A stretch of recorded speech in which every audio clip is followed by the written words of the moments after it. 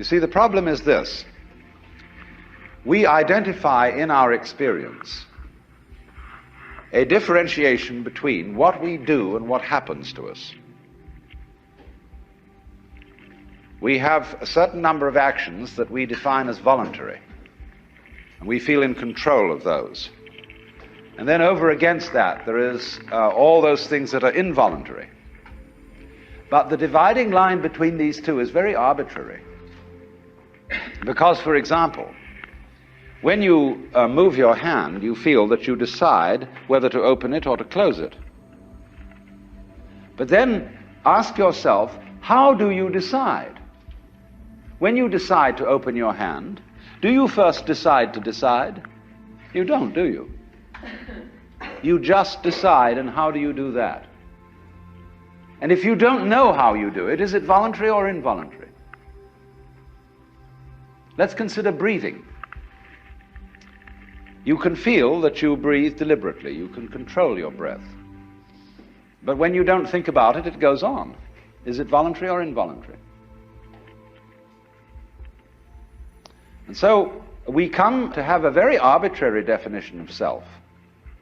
That much of my activity which I feel I do. And that then doesn't include breathing most of the time. It doesn't include the heartbeats. It doesn't include the activity of the glands.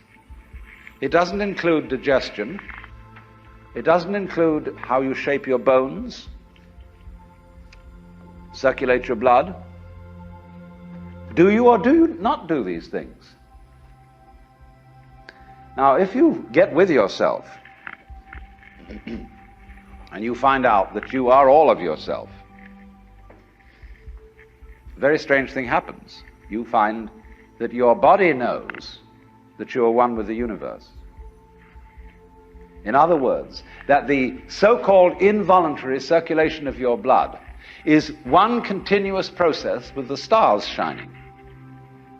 If you find out that it's you who circulates your blood, you will at the same moment find out that you are shining the sun. Because your physical organism is one continuous process with everything else that's going on.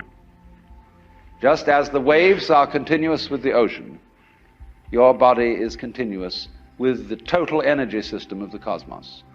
And it's all you. Only you're playing the game that you're only this bit of it.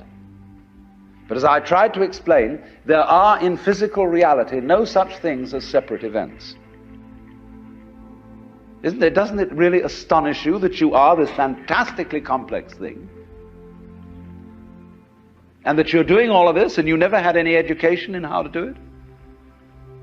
You never learned, but you're this miracle? Well, the point is that from a strictly physical, scientific standpoint, this organism is a continuous energy with everything else that's going on. And if I am my foot, I am the sun. Only we've got this little partial view. We've got the idea that, no, I'm just something in this body. The ego. That's a joke. The ego is nothing other than the focus of conscious attention. It's like a radar on a ship. The radar on a ship is a troubleshooter. Is there anything in the way?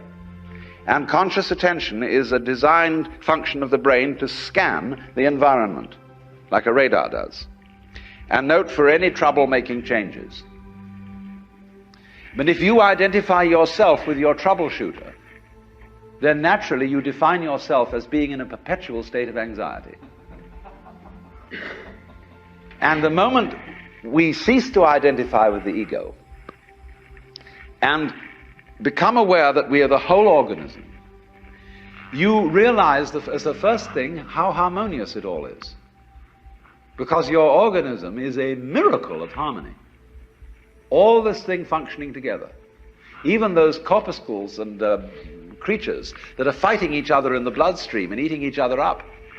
If they weren't doing that, you wouldn't be healthy. So what is discord at one level of your being is harmony at a higher level.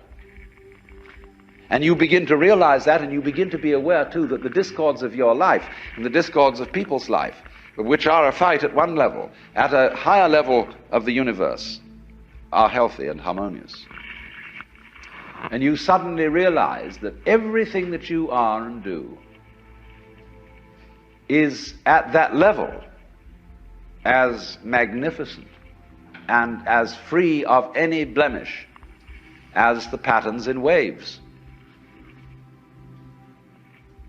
the markings in marble, the way a cat moves,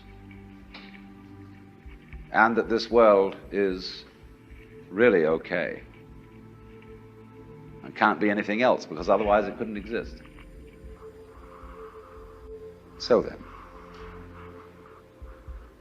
if you awaken from this illusion, you can feel yourself not as a stranger in the world, not as something here on probation, not as something that has arrived here by fluke, but you can begin to feel your own existence as absolutely fundamental. What you are basically, deep, deep down, far, far in, is simply the fabric and structure of existence itself.